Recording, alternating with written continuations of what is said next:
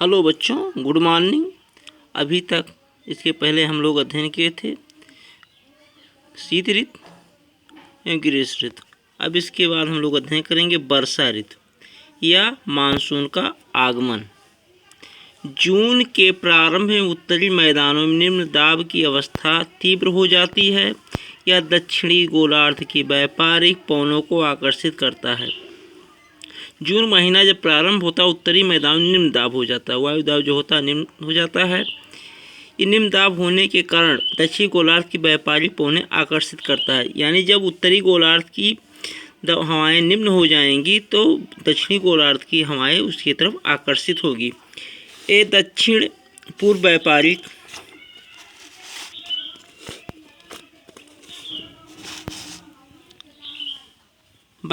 पवनें दक्षिण इस समुद्रों के उपोष्ण कटिबंधीय क्षेत्र में उत्पन्न होती है। चूँकि ये पवनें गर्म महासागरों के ऊपर से होकर गुजरती, इसलिए पवनें ये अपने साथ इस महाद्वीप में बहुत अधिक मात्रा में नमी लाती हैं।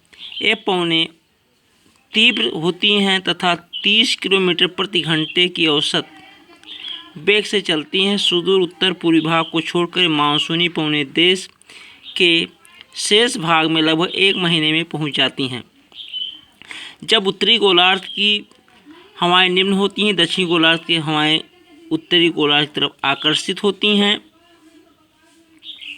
तो दक्षिणी गोलार्ध की जो हवाएं आती उधर समुद्र तटीय क्षेत्र है, समुद्री क्षेत्र होने का वहाँ से नमी धारण करके आती हैं और नमी धारण करके जब आती हैं तो भारत में वर्षा करती हैं। दक्षिण पश्चिम मानसून का भारत में अंतर्वाह यहाँ के मौसम को पूरी तरह अपरिवर्तित कर देती हैं। जो दक्षिण पश्चिम की मानसून आती है भारत में, इससे यहाँ की पूरा जो मौसम होता है बदल जाता है। ग्रीष्म ऋतु के बाद क्या हो जाता है, यहाँ पर वर्षा ऋतु हो जाता है।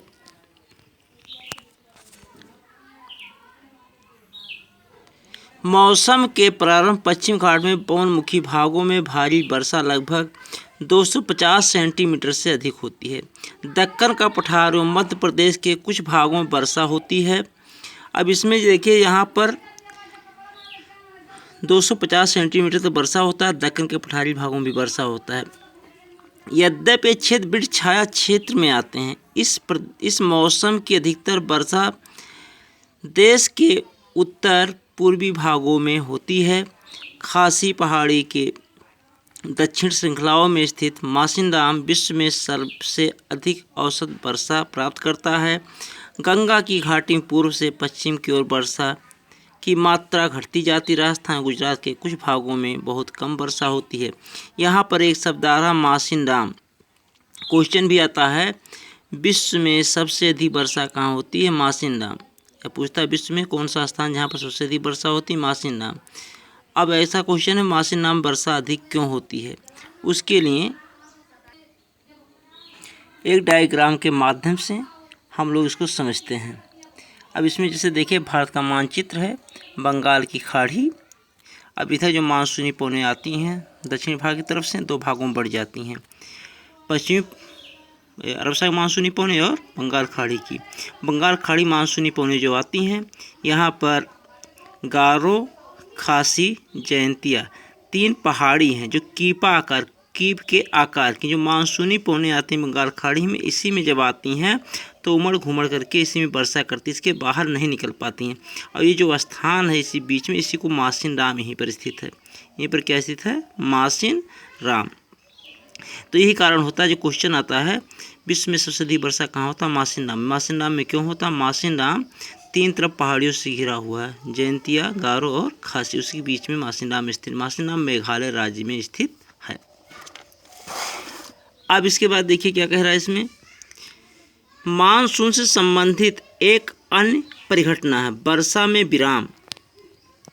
मानसूनी जो से संबंधित परिघटना है, कभी कभी वर्षा में विराम हो जाता है, 2-3 दिन लगातार बारिश होगा, कभी कभी बारिश भी नहीं होता है। इस प्रकार इसमें आद्र शुष्क दोनों तरह के अंतराल होते हैं। दूसरे शब्दों में मानसूनी वर्षा एक समय में कुछ दिनों तक होती है। इसमें वर्षा रहित अंतराल भी होते हैं। कभी कभी मानसूनी वर्षा जो होती लगातार होती, कभी कभी 2-4 दिन बारिश ही नहीं होती, जिसे कहते हैं सूखा पड़ गया। या ज़्यादा बारिश हो तो कहते हैं बाढ़ आ गया। मानसून में आने वाले ये विराम मानसूनी गर्त की गति से संबंधित होते हैं।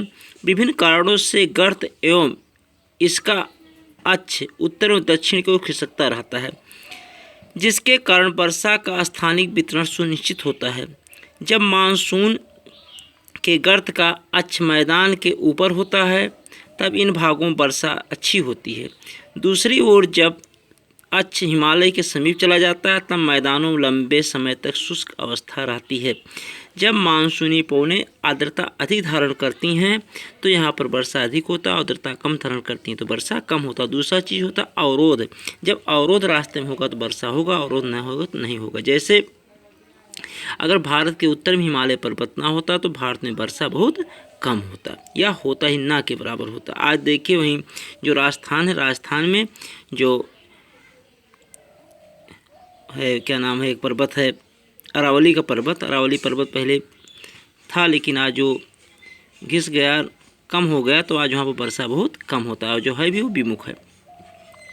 दूसरी ओर जब अक्ष हिमालय समीप चला जाता तब मैदान लंबे समय तक शुष्क अवस्था रहती है तथा हिमालय की नदियों के पर्वतीय जलग्रहण क्षेत्रों में विस्तृत वर्षा होती है। इस भारी वर्षा के कारण मैदानी क्षेत्रों में विनाशकारी बाढ़ें आती हैं।